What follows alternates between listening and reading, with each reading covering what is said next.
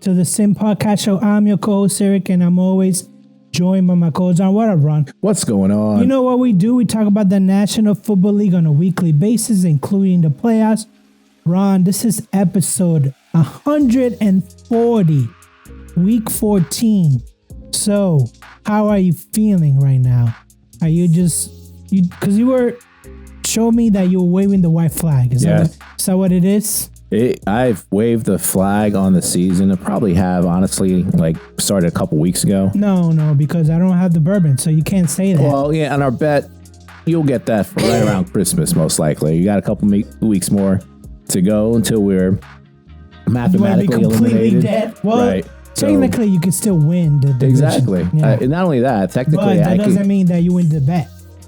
Your team could technically lose out, and somehow we can tie the bet. So until we're mathematically eliminated, doubtful. Doubtful. Hey, might happen this weekend. Sure. Mathematically eliminated. So sure will from winning the deal. But we'll see. Cannot happen this weekend because we're on bye. Yeah, but we can lose, and basically you're out. We're out. So that will be our sixth loss, I think, or seventh loss. Right, and you guys have 2 losses. How many games left? 2 losses, 11 games. 11 games won. 4 games left. Okay, so yeah, then we'll be mathematically out of it. So you won't be, But it is what it is. I'm at the point of acceptance. I've been here, I don't know, probably about 2 weeks, like I said. At this point, every win is counterproductive, and I am actively rooting for the Steelers to lose every game because it takes for change to happen, and you have to have drastic stuff happen, and losing out, collapsing in the season is what I think it'll take for Tomlin to either get traded or to step down. So.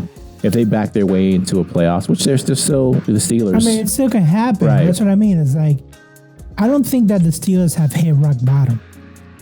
Not yet, no. But it's headed there, right? It's certainly headed there. We're not there yet, but I'm predicting this year's been different. But then again, I've been saying this every year for the past 2 years that Tomlin should go. So. But I'm predicting this year feels a little bit different. I think he's grasping for straws at this point. And, as far as the team, I think there's a better chance of us missing the playoffs than making it and holding on to winning the division. So we'll see what happens. Well, let's just talk right into it because we're going to have the NFL news. We're going to have the last week's review. Then we'll have our power rankings, and then we're going to have our game predictions, game picks. But let's talk about it because last Sunday's game, we heard a lot of fire Tomlin, the chants. I guess he agreed. I don't know what that means. He agreed with the crowd that they should be fired. He so agreed, what does he quit? He shared their frustrations that, it's not his fault. That's why he's I don't think he's not saying it's his fault. He's saying they're in the business of entertaining, I think, is how he phrased it today in his press conference. And right now, they've fallen short. Their goal was to win, and they're falling short. So he owned up to it. So he didn't make any promises of what could change. There's not much you can do, to be honest with you. There's so many issues. Not with a 41-year-old QB. You got a 41-year-old quarterback that you are tied to the hip with. And I told you at the beginning of the year, right? You make that deal with the devil, you are you're signing. It better either work out. And working out to me was just one playoff win. You better win a playoff game or you're both, to me, would have been gone. And I think that's where we're headed to right now. So you want to tie yourself to 41-year-old quarterbacks, to 32-year-old, cornerbacks, to now this 35-year-old receiver, which we'll talk about here in a second. We reap what you sow. So, he's the main guy making all these decisions. And, there's nothing anyone can say at this point. I think Steeler fans themselves have been saying this for years. I think the national media now finally is starting to catch on. But they still refuse to, some of them still refuse to say, Steelers will actually do anything. Well, let's talk about it. The next thing is feelings. I guess Pittsburgh picked him up after he got let go from the Vikings. Well, he wanted to be let go, right? Yeah. So he said retired, but then all of a sudden Pittsburgh picked him up. So I don't think that's a guarantee that he'll play. They just picked up his rights, right? Right. So, and I don't know if he had to retire. I think they just worked a deal where they would kind of like let him loose, and he can go play for whatever team he wants to. Pittsburgh put their hat in the ring for him. Doesn't guarantee that he'll actually play. He'll probably be sitting right there next to MVS on the practice squad, I would imagine, because both those guys have signed. MVS hasn't seen the field or been elevated at any point yet. So, and at this point, he's not a difference maker.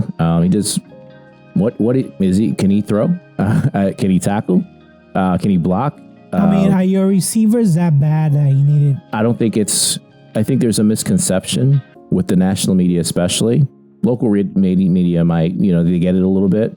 There's not an issue necessarily with the receivers on the team. It's the scheme that we're running with Arthur Smith's system. So if you go out there with 3 tight ends, plus another eligible in your tackle, that means you're running plays, not just running the ball. You're running passing plays with a 310, 350-pound tight end who can't move, with, Freiermuth, who didn't get a target this past week for whatever reason, I don't know. And then Jonnu Smith, who's been, at this point, he should just be cut because we're not even using him the right way. So that's your offense. And then DK Metcalf. So you're going out there with like DK, getting 4 or 5 targets every week, and the receivers getting 2 targets, your other receivers, if that at all. So I don't see how Thielen, MVS, I don't see how George Pickens himself would have made a difference on this team. Just you running the scheme that Arthur Smith is running when those guys are getting, 15 plays on offense a week. But there's just not enough plays. Do you think that Arthur Smith, when he signed with the Steelers, that Tomlin was like, no, I know that you might have your own scheme, but you have to run mine? I think they blended schemes. So Arthur Smith has always been a tight and heavy scheme. But I think what I'm seeing is that Tomlin, and he's done this for years under Matt Canada, it's the same thing. He's telling the coordinator, here's what I want, right? I want you to run the ball, and I want you to avoid risk as much as possible. So he's telling the coordinator, the quarterbacks, only throw on the outside, outside the hashtags, right? Don't use the middle of the field at all. So, they're limiting themselves because he's so afraid to take any chances. And that was the problem with Matt Canada. Never used the middle of the field. That's the problem now with Arthur Smith.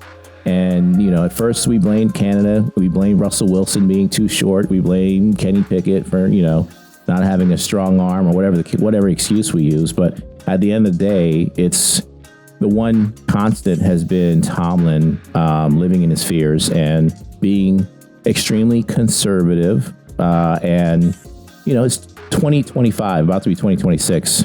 That might have worked in 1980, 1990, that approach. But you got to get with the times, and his time's over. It's gone. He's like, new coaches today, they understand it's an offensive-driven league. You got to be able to take risks. That's why teams look at the Detroit coach. He goes for it every time on 4th down, right?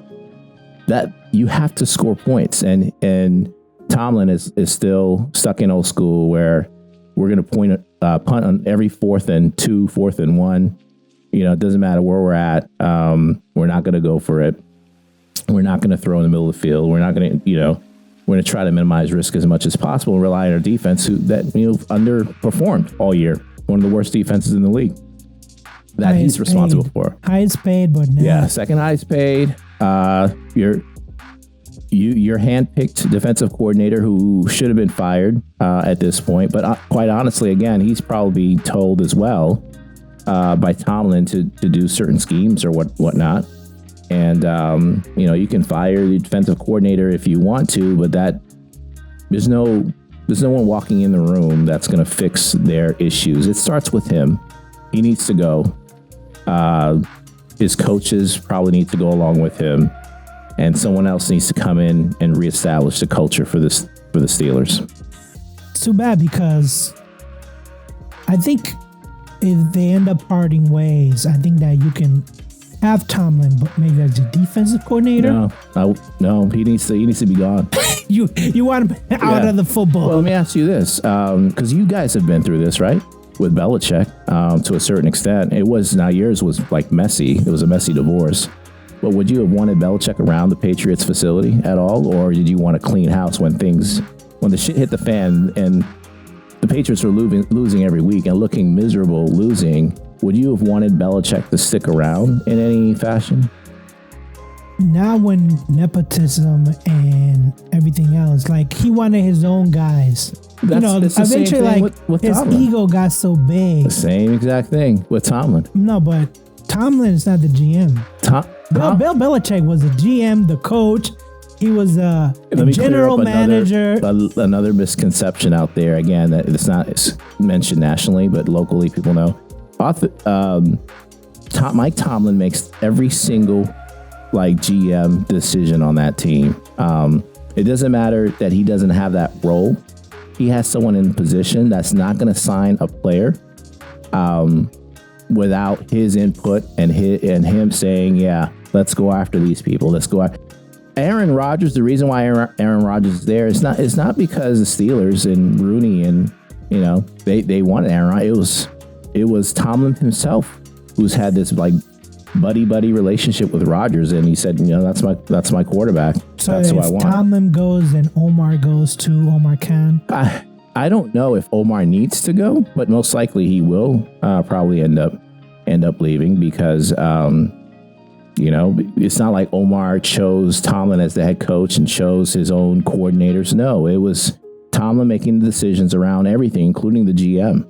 It was set up the exact same way without the title in New England, and it's probably set up the same way for a lot of other teams, like for coaches that have been around the league for a while. And I'm sure it's the same way with the Ravens. And no matter what we say about their GM and stuff, those guys who've been there 10, 15 years deserve to have some input into who they're drafting, who they're signing, and all that stuff. But I think with certain teams, they've just gone completely overboard. And, with certain coaches, time, their ship sailed. Belichick, it's sailed. It's sailed on Tomlin. It's probably sailing on, Harbaugh, potentially. Zach Taylor. Yeah. Sometimes Stefanski, that whole NFC North coaching staff. Sometimes your time it's time to go, and you can't. Your voice is no longer resonating within the locker room, and it's time for a new voice. And I think it's been like that, honestly, for a couple of years. Because if you look back and you think about it, we can sit here and talk about George Pickens and all his antics. George Pickens is a great football player who never got the damn ball, and he was so frustrated about the stupid schemes that they were running, not using the middle of the field, and all the restrictions that Tom was putting on the offense. Of course he's going to get frustrated, and of course he's going to lash out. So now you see him in Dallas. He's being featured in the office, and no one should be surprised that he's exploded into probably their number one, receiver at this point, one of the top receivers in the league. He's definitely going to get paid. He has the talent. He's always had the talent. It's never been an issue with talent. Pittsburgh has talent. Pittsburgh has more talent, in my opinion, than the Patriots. The Patriots are sitting there at what's their record? 10-2? 11-2. 11-2. The Steelers are sitting at 6-6. It's not because of talent, right? It's because of coaching. You look at the roster, top to bottom, outside of Drake May. I still think the Steelers have a better roster for the most part, but the coaching, it's not even close. It's not close. It's not close. And I just hope we continue to lose. Like I said, that's where I'm at this point, because that's what it'll take. It'll take fans showing up and booing like they did on Sunday. And, fans raising enough noise locally so that Rooney says, it's enough. We need to go our separate ways, because he got another year under contract. So technically, they don't have to let him go. I will say, when I see them hit rock bottom, which they haven't, because technically, like you said, they can they're still in it. They can still win the division, and that might. I don't know if that'll save Tomlin, give him an extension, but he might just, finish out his contract. Like I said at the beginning of the year, you're making these decisions and tying yourself to someone like Aaron Rodgers. You made the decision to get rid of George Pickens when you know you need a number 2. You made the decision to bring all these old guys in. You traded Mika Fitzpatrick. He just had like a freaking pick 6 yesterday, right? He's having a great season. You're making all these decisions because you're the one, who's being the GM. You better own it. You better win a playoff game. So if he turns this around and wins a playoff game, I would forgive everything. Just one game? If he wins one playoff game, I will walk everything back if he wins one playoff game this season. But that's how confident I am that this team is not going to rebound and turn things around. Heck, they didn't win a playoff. They haven't won one in 8-9 years. There's no way this team, and not because of talent, just because of structure and schematics and head coaching, lack of coaching. There's no way this team is going to win. I don't think this team wins and makes it to the playoffs. I can't see this team, looking at their schedule, winning more than one game left on the remaining schedule. Period. I saw a stat that I'm going to check right now, because I was like, this can't be true. It was something like, in 18 years of Thomas coaching as a head coach, Steelers have only won 4 games. And I was like, that can't be right. 4 what games? Like playoff games? 4 playoff games. Because I know they won a Super Bowl with him, right? But then only one other game. I don't know how true that is. I need to go back. He's been in the league for 19 years, so I find that a little bit hard to believe. But at the same time, forget about he's done some great things in Hall of Fame, but I don't want to completely dismiss the success he's had. But if you look at the last... last 18 years, he's 8-11. Yeah.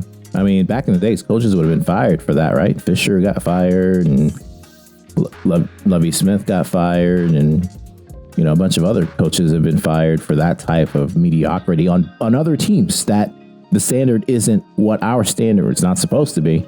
Not supposed to be our standard. But we wouldn't even be having this discussion if it wasn't, his name wasn't Mike Tomlin. So, but in the last 2 years, I think it was the last 20 games or something like that.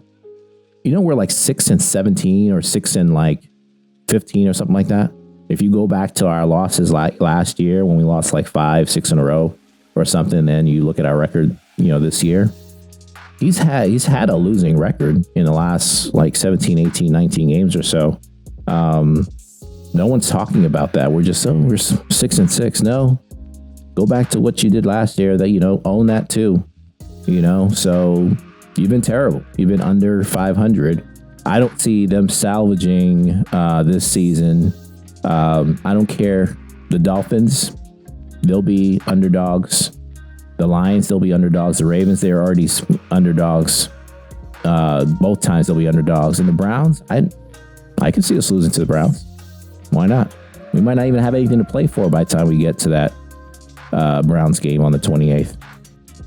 Yeah, things are looking very bleak for the Steelers. Bleak, it depends on your outlook. Bleak or great, depends on how you want to look at it. Again, I'm at a point where I'm at acceptance, and I am glad they lost last week. I'm hoping they lose again. I hope I hope it looks ugly too, and because that's what it's going to take for him to leave. It's not going to look ugly because Baltimore is not exactly, a Leviathan of a team now. Yeah. The other thing that I want to talk about in the NFL news, Herbert just had hand surgery today. it's never good when you have surgery and then you say you're going to start it. Yeah, well, Even if it's your non-throwing hand. What happened to Aaron Rodgers? He got sacked. He almost didn't want to get up. yeah, he took a shot and a half, and it's again his fault because you're sitting there holding the dang ball, right? Turning down receivers that were open, running around the pocket like you're 20 years old, and you're already injured, and you took a hard hit, land on your wrist, got a bloody nose. You got to deal with it. And we talked about like Jackson Dart yesterday. You want to go out there and pretend that you're a superhero. There are a million Jackson Darts out there, right? Quarterbacks are a dime a dozen. I've seen this with all the years I've seen so many quarterbacks go out and get injured and their career is over, right? From RG3 to name anyone, right? So if he wants to go out there and play like that, okay, Giants will be drafting another quarterback in a year or two. And then let's talk about last week so Pittsburgh, thanks for not beating Buffalo for us, but Pittsburgh went out there. I was at Disney. I didn't watch this game live, but I saw the text. Why couldn't they move the ball? It was the worst, most atrocious performance of the year, of the last several years. Offensively, we could not get anything going. I thought they ran the ball okay, but Buffalo just had everybody up on the line of scrimmage and said, I want to see you beat us passing the ball. And I think we had 5 yards passing or something crazy like that in that first half. It was something insane. And Buffalo didn't pass the ball well either because the weather. You guys were winning 3-7 at halftime. Yeah, but we were winning, but we didn't feel like we were dominating. We had 2 turnovers, I think, at that point. And the Bills were kind of shooting themselves in the foot a little bit. And even though our defense had those turnovers, we were getting gashed. By Cook, he was running all over us. And 249 yards by everyone is not good. We were getting cooked. So we didn't feel like we were winning that game. We felt like if we don't get control of this game, get some points in that first drive, the Buffalo is going to snap out of it and we're going to get blown out. And that's exactly what happened. We had a turnover right after halftime and it was all she wrote after that because, like I said, Rodgers played awful. He just has not looked like the last 7 games or so.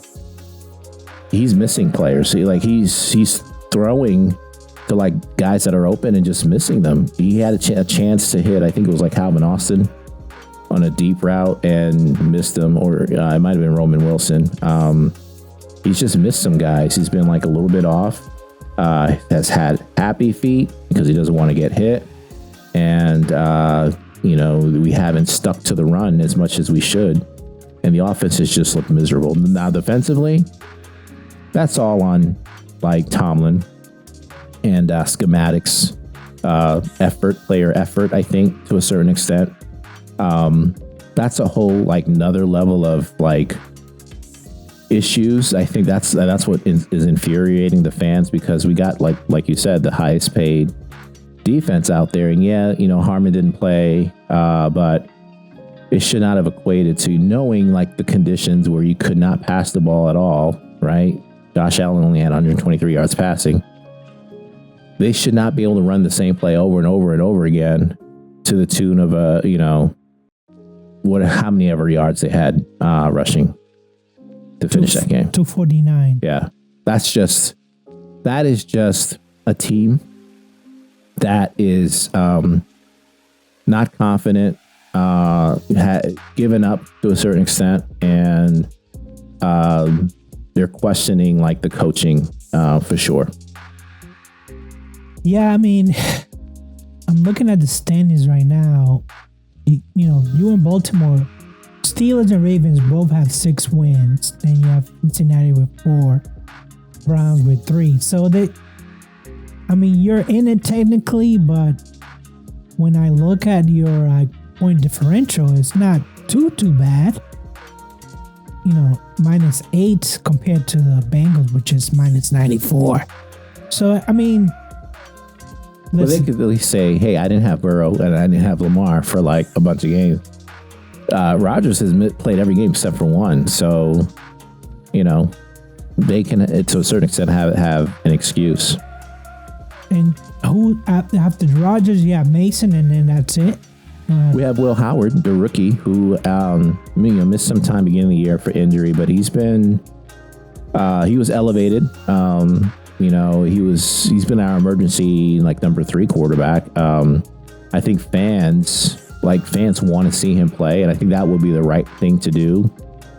But unfortunately, because we're not out of it, it's not the right time, because it's not going to happen. Because, had we been mathematically eliminated, he would probably be in at this point. But because they are still technically in it, we're probably not going to see Will Howard play, which is disappointing because, I think a lot of fans are excited to see what he can do.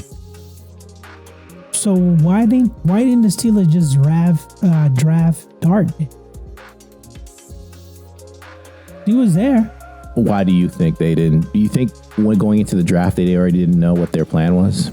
To get, because I don't think they got Rodgers to late but they spring, already said they already came out and said, yeah, we knew we were going after Rodgers and we're gonna have Rodgers. They already knew, they just didn't say it publicly. But that was their plan even before the draft. Hey, we have Rodgers, so we're going to stick with him, and then we'll draft someone later on in the later rounds, which to me, if you're putting all your feet in and all your money in, all your chips in, that's the right thing to do. If you're saying, I trust Aaron Rodgers to lead this team into the playoffs and to win a playoff game, and I can fix the defense, it makes sense when you think about it that way. But what's the plan if shit hits the fan and goes sideways? Because they probably felt, okay, we have Mason. He's been with us for a while. We're used to him. And then we have Will Howard. We can develop him or whatever, but we trust Rodgers to get us. It makes sense as you're talking about it, but that's not what has happened, because Rodgers has looked like a shell of himself for the last 3+ years. Not just this year, not just last year. He hasn't been the same for a while. So that was just a bad decision, poor decision. Very poor. And a lot of poor decisions. Again, that's one piece of it. But again, Pickens, to me, Minka Fitzpatrick, I can name a lot of other crappy decisions that they've made. It's a sad situation for the Steelers. But let's talk about someone who's on the bright side of things. The best team in the AFC, New England Patriots, laid a smackdown on the New York Giants. Now, like I told our friend Chris, this massacre doesn't wipe out what happened with those 2 Super Bowls. But like I said, it was great to see Jackson Dart get hit. Yes, I love it. I love when I see arrogant quarterbacks get popped like that.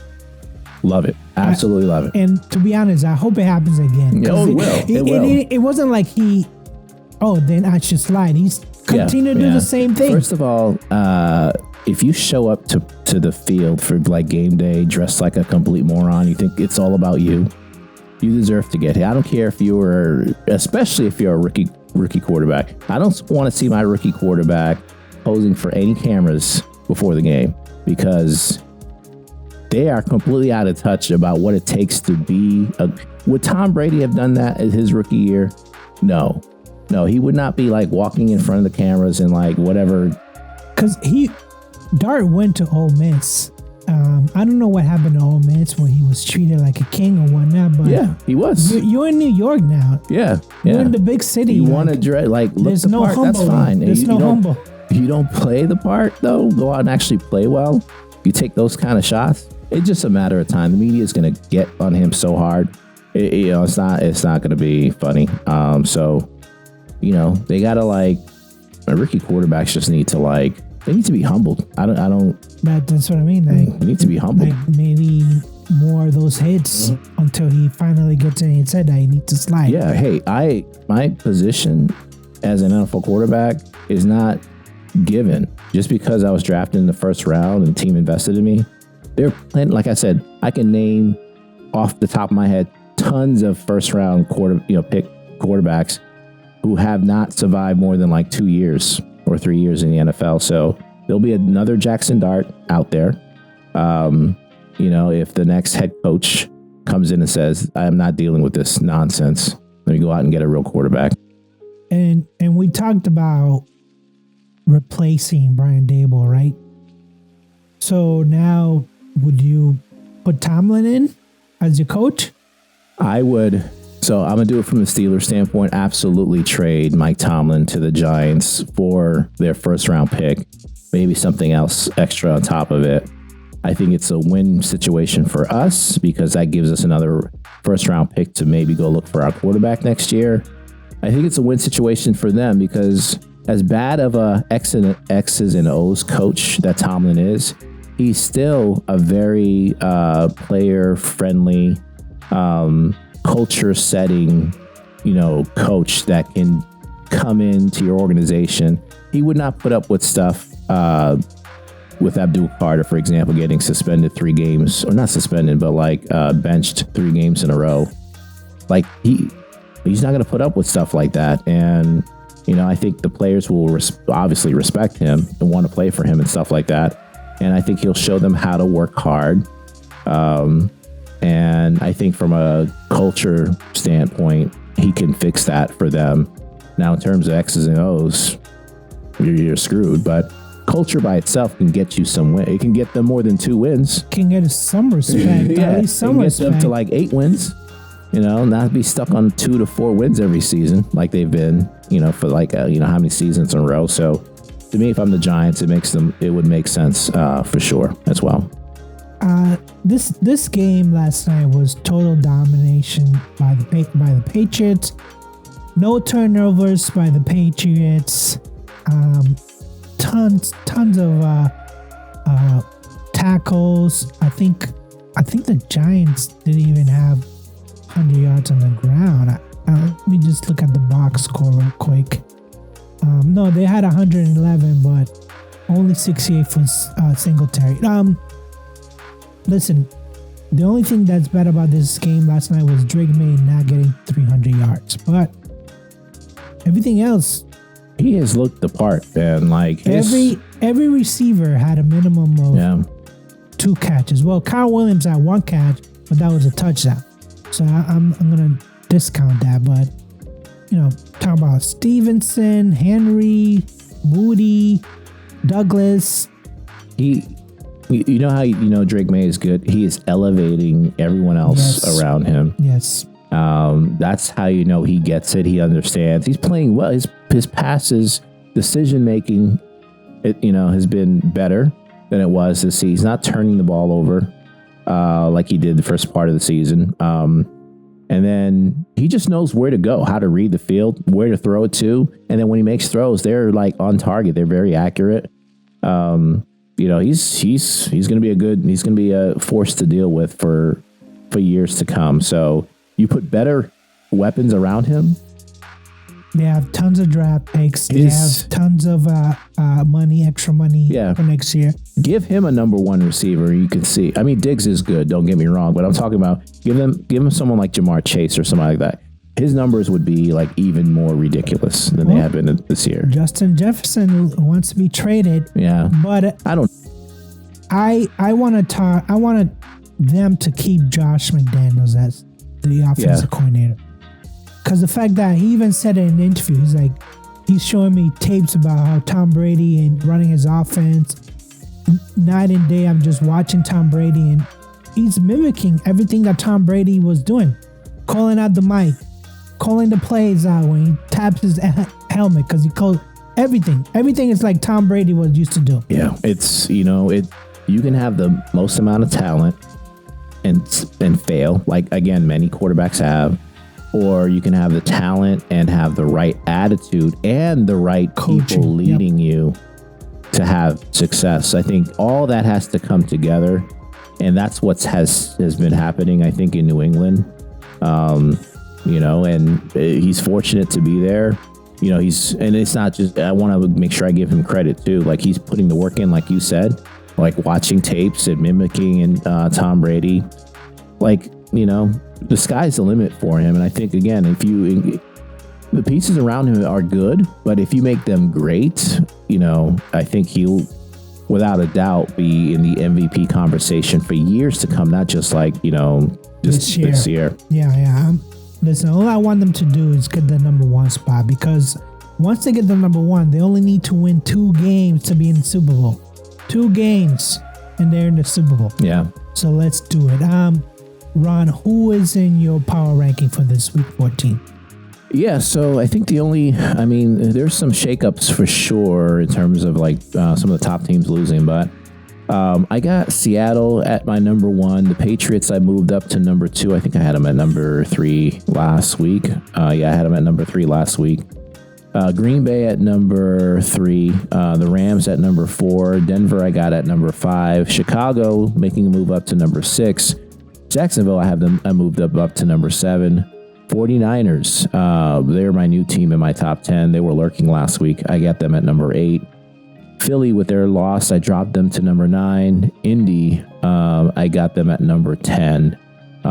So the team I pushed out was Detroit with their loss. But I still think that they are right there.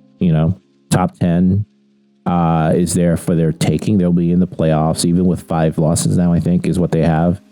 Detroit, Buffalo, it's Buffalo and Detroit. I think every team, there's no perfect team out there. Every team has some issues. So, Buffalo, the Chargers, Detroit, Houston, I got them all kind of lurking. Some of them will be in the playoffs. I don't think it's a guarantee like Houston will be in the playoffs. But once you get in, anything can happen. So, that's where my top 10 is at right now. If I'm looking at my top 10, who do I believe in the least in this top 10? I'd probably have to say, I want to say Indy, but I feel like I trust Indy more than I trust Jacksonville, even though did they just beat Indy this week? I mean, when you look at your list, my list is almost exactly the same. Same top 2 teams, Seattle and New England. I do have the Rams at 3rd. I have Denver at 4th. Green Bay at the 5th. Chicago, I got in the 6th. Indy, I got in the 7th. Followed by Jacksonville. I got the Niners, and then I got Philly at number 10. I mean, if I look at your list and my list, the only team I really don't trust right now, actually there's 2. I really don't trust Indy because of that Daniel Jones injury. Yeah. I don't think he can move. He can probably throw, but I don't know if he can move like he used to. And then I'm still questioning what's going on with Green Bay. Yeah. Jordan Love had cost me some money. I'm just gonna be honest. I think there were 2 games where he didn't have a touchdown. He just didn't. And I was like, you can't call yourself a star quarterback and not have a TD, running or passing, nothing, 0. There's times he looks so good. It's almost, I don't compare him to Trevor Lawrence, but it's close between the two of them, because there's times where you're like, man, these guys have so much talent, but then they don't put it together. Like some weeks you're like, why aren't you throwing for 300 yards every week? You got the talent, but some weeks you're out here going like a dud on offense. I don't understand. Green Bay has receivers. Jacksonville has receivers. Right. They have a running game. I know that their running back is hurt, but come on, Jacksonville. Come on, Green Bay. I trust Green Bay's defense, though, with Parsons and some of the other guys there. I do trust the defense, but defense, unless it's a pick 6, they're not going to get you points. Yeah. You need to get points on the scoreboard to win. Yeah. So, that's what I have for top 10. Let's move on to game picks.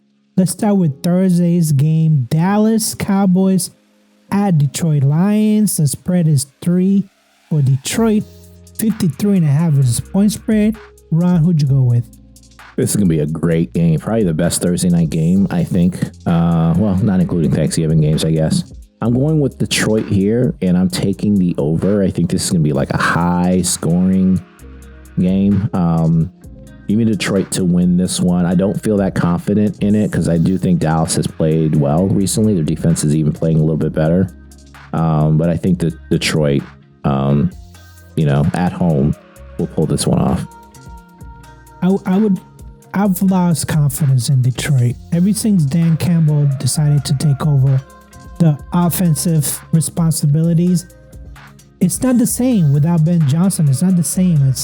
They look lost. They look like they're not in rhythm. Because obviously Ben Johnson is all about timing. The same timing is not there for the Lions. I don't know what's going on. They lost, what's their receiver? He went down in the middle of the game last week. That was huge. St. John? St. Brown, yeah. St. Brown? Yeah. So that was, there's no replacing him. So he has to be healthy and play for them to have a chance. But I agree, they don't look necessarily the same, but I would not discount them yet. Dallas is actually up and coming. They got two great receivers. What's their record? I think they're second in the NFC East. 6-5. Yeah, they got that tie, but what's their currently? I think they got a mini streak going. Yeah. 3-game streak. So, I think Dak is playing well. CeeDee Lamb is playing well. Pickens, we just talked about, is playing well. Somehow the defense is coming alive. It's gotten better. I'm going to go with Dallas on this game. I know they're not the favorite ones, but I do agree that this is going to go over. But if Dallas does win this game, then I would really start to have some questions. I mean, I already dropped Detroit out of my top 10. Already too. But losing this game, I'd really have some questions about whether or not they can rebound and make the playoffs, to be honest with you. I mean, Chicago is looking good. But we'll see this week. The next game is starting on Sunday. Seattle Seahawks at Atlanta Falcons. Seahawks are favored by 7.5. I think that should be higher, but okay. 43.5 is a point spread. What's your prediction, Ron? I got Seattle winning this one. I do think Atlanta was, will try to keep it close with Bijan and, Kirk Cousins or whatever they throw out there. But what happened with the Jets? I mean, they had the Jets. I know that they won in overtime, but come on. You can't lose to the Jets. No. They don't have it was like Tyler throwing, running. He looked like a superstar. Yeah. Atlanta's supposed to have a good defense. Yeah. Anyways, I went with Seattle as well. I think that spread might be higher. Tennessee Titans at Cleveland Browns. Browns are favored by 4.5. 33.5 is a point. Take the under. For the 33.5 is a point. What you go on? What you go with? I'm taking Cleveland. I don't know what the score will look like. It's not going to be an offensive explosion for sure. But 33.5 is so low. Like that's like a 17 to. It's like a 15, 16 to 15. That's so low. It could be lower, to be honest with you, because I don't know if Sanders is a bad quarterback or Cam Ward is, he has his moments, but he's not going to score a lot of points. Yeah. And, that defense, I don't know about the defense anymore. It's like... Tennessee's? Yeah, no, Cleveland's. Like, well, Garrett's out there. He looks like he's going to break the sack record for sure. Yeah, but then, what about the rest of the team? Is just him doing it? I don't know. I went with Cleveland, but this could be an upset. Next game, the Bears, Chicago Bears at Green Bay Packers.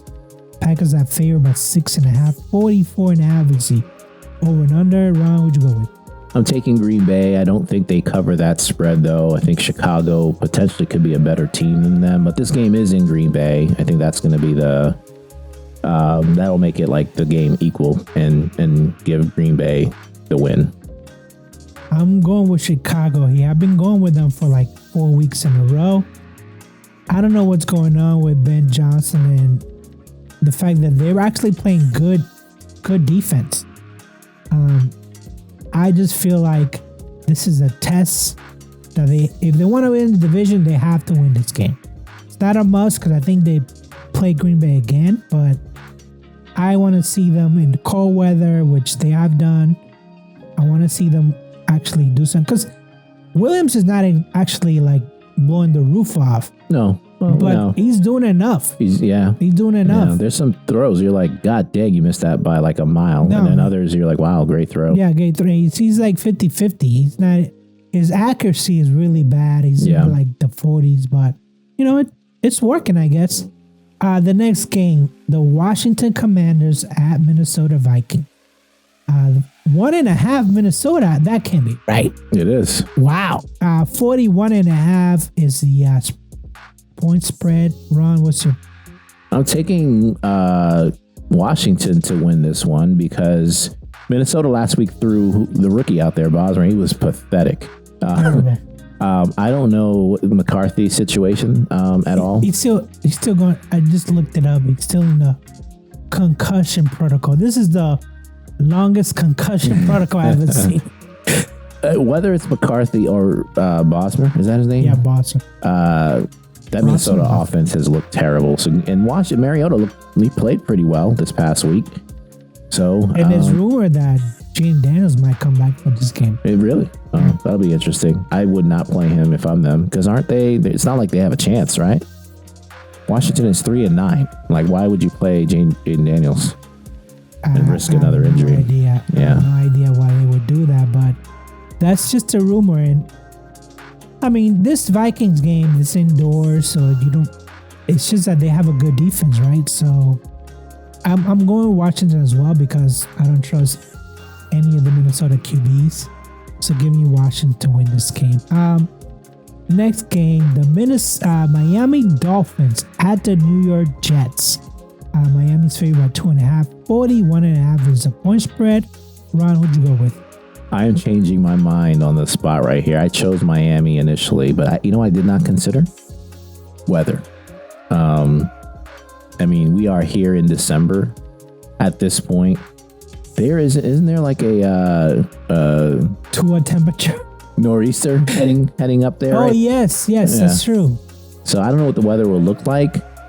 But this game's up north. I expect it to be really cold. I'm changing my mind now. I'm going to take the Jets to somehow win this one. I'm also taking the Jets not because they won against Atlanta, but same thing. Yeah. It's going to be cold. The Tua under 35 is not very good. He has a losing record. The players are going to be like, you think it's going to be minus 40 degrees. They're going to be so wrapped up. So yeah, give me the Jets to win this one. The next game, New Orleans Saints at Tampa Bay Buccaneers. Bucks are favored by 8.5. 42.5 is the point spread. Ron, who'd you go with? I'm taking Tampa here. I think they are, I want to say they're back. They almost gave up, blew that game last week. But with Bucky Irvin back now, and then I heard Mike Evans might be practicing next week or something like that. Give me Tampa to win. They need to. They need to. They need to win these games and close out and win this division. Yeah, I also picked Tampa. I think they should win this game, and just like Carolina beating the Rams last week teams going from the West Coast to the East Coast, they don't perform as well. Not saying that that's an excuse, but you're making Young look like a superstar. That's not right. Yeah. That's not right. Next game, Indianapolis Colts at Jacksonville Jaguars. Indy is favored at 1.5. 48.5 is a point spread. Ron, who'd you go with? Yeah, we just talked about these two teams in my top 10. Both of them are ones that I don't fully trust yet, but I'm taking Jacksonville. They're at home, and you mentioned the injury, the quarterback injury. So, I don't have any faith in this pick. I would not touch this game at all. But I'm taking Jacksonville to win this one. I'm going with Indy, and not because I just feel like they have a better team overall. Not a better quarterback because we just talked about Daniel's injury, but I think they have enough with the running back and the receivers. I think they have enough to beat Indy. But yeah, don't bet on this game unless you're a sick person. The next game, Denver Broncos at Las Vegas Raiders. 7.5 for Denver. 40.5 is the point spread. Ron, who'd you go with? I'm going with Denver here. They should win this one pretty easily, to be honest with you. It is, the Raiders are done at this point with the Chip Kelly firing and not having an identity whatsoever on offense. Give me Denver to win this one and cover that 7.5 point spread. I can't. Is this right? There's only 2 games at 4 o'clock. That's terrible. No, the Bears Packers apparently got moved to 4:25.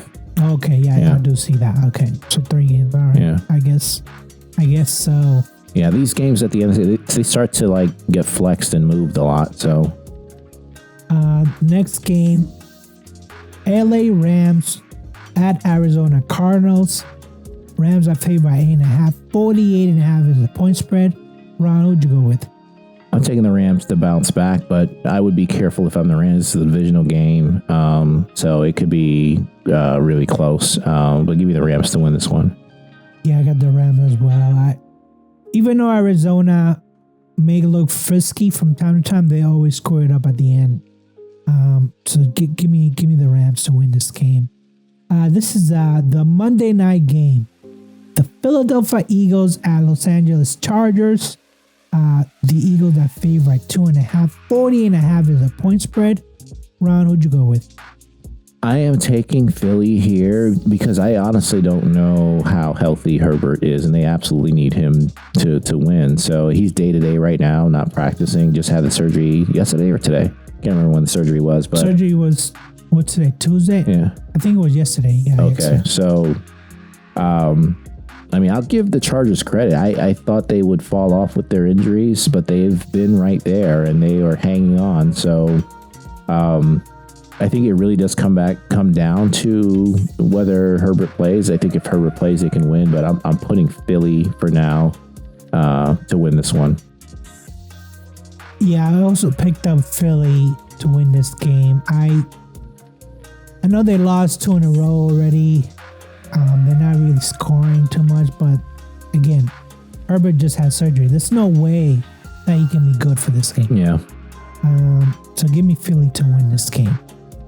All right, I know the Patriots are on a bye, but the Pittsburgh are playing at Baltimore.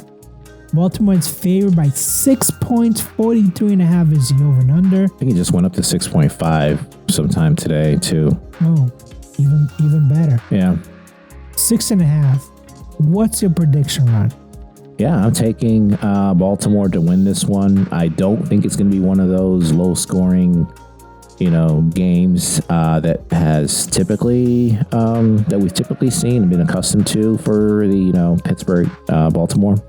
I think Pittsburgh's done. I think Baltimore needs to rebound, and they'll look a lot better.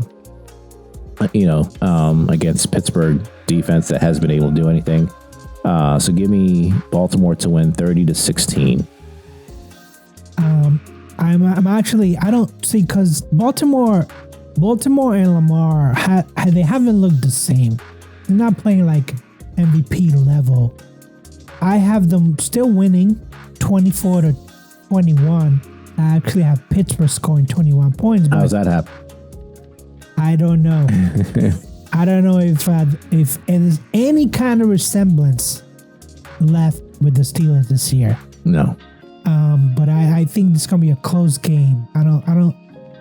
You think that Baltimore's gonna score 30? Might be like 17-14. Well, to be honest with we you. just saw what Cook did. We don't have Harmon again this week. And they got, Lamar, he hasn't been running that much, but they still got Derrick Henry in the backfield. So I could see Henry going off for about 130, 140. But he hasn't even had 100 in the last 3 games.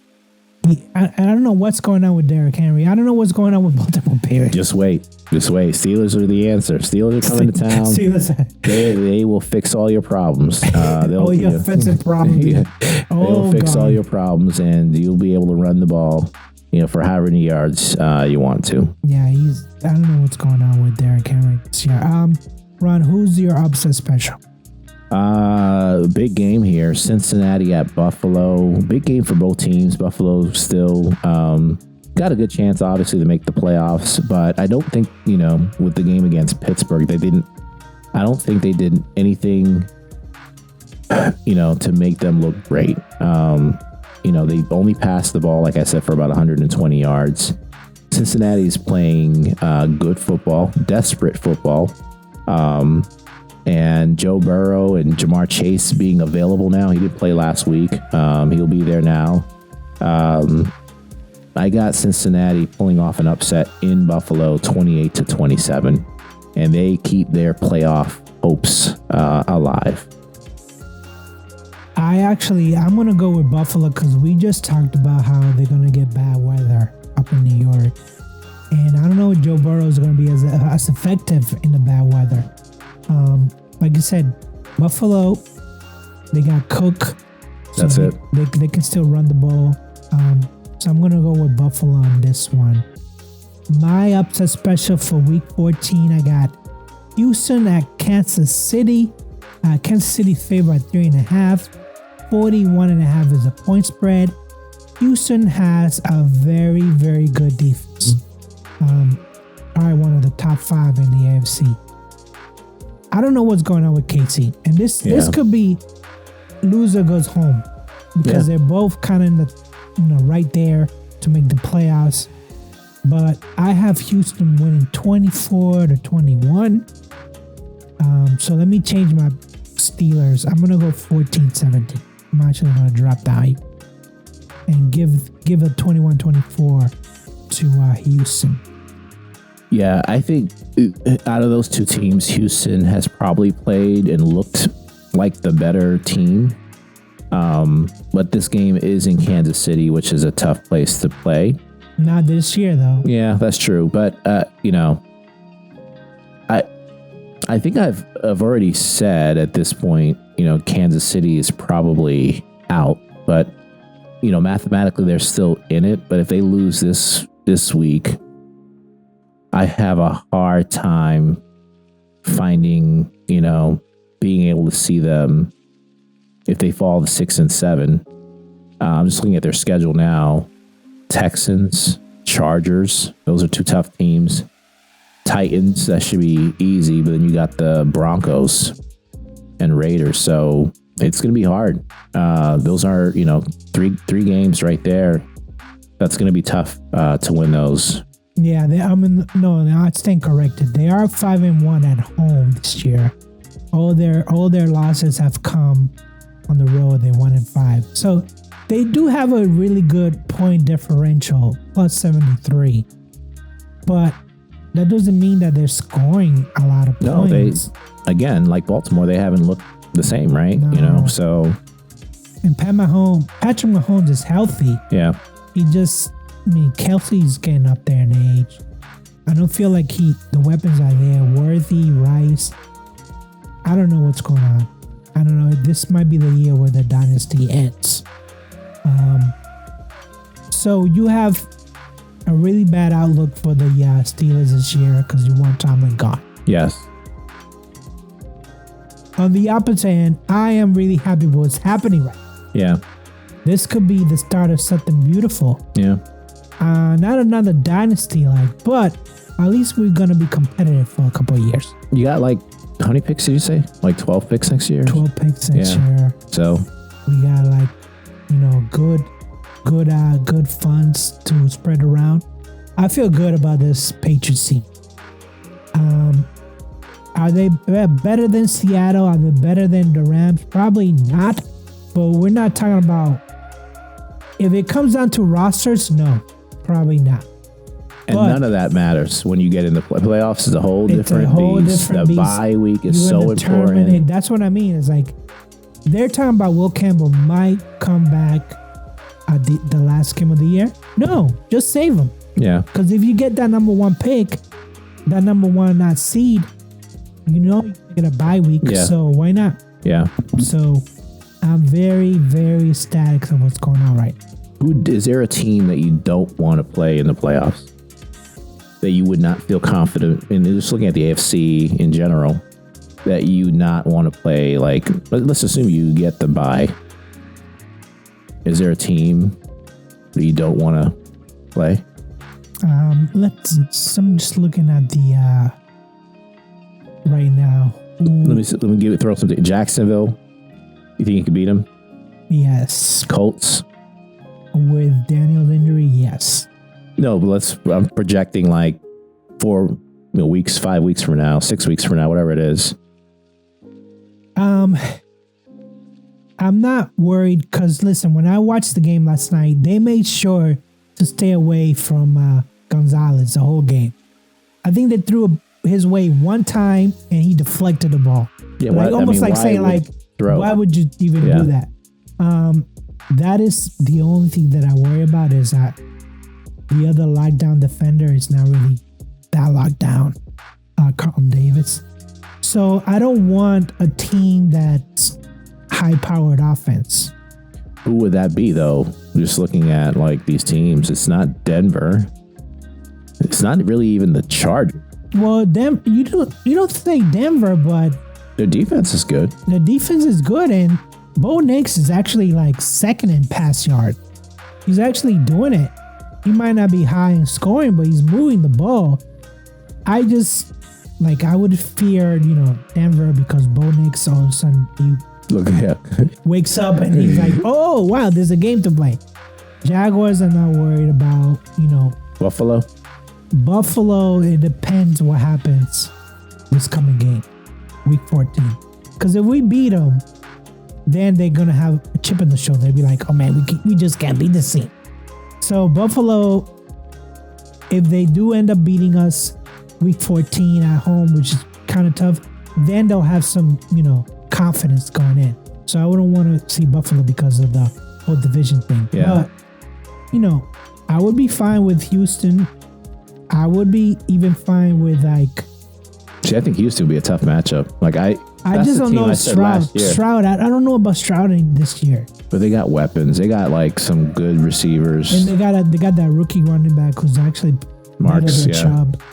And their defense is legit.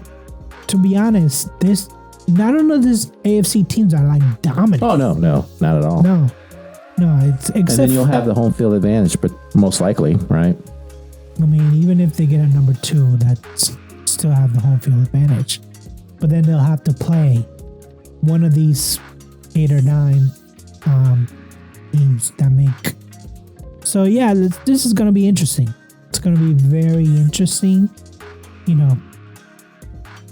What if the Steelers get into the playoffs against my wishes, and they would also still have to win that first game, which would be if the Steelers on the road if they have to come to Gillette Stadium, bring it on because they have to win the division though. We did that already though. They have to win the division, but they beat you in New England. I'm just putting that out there.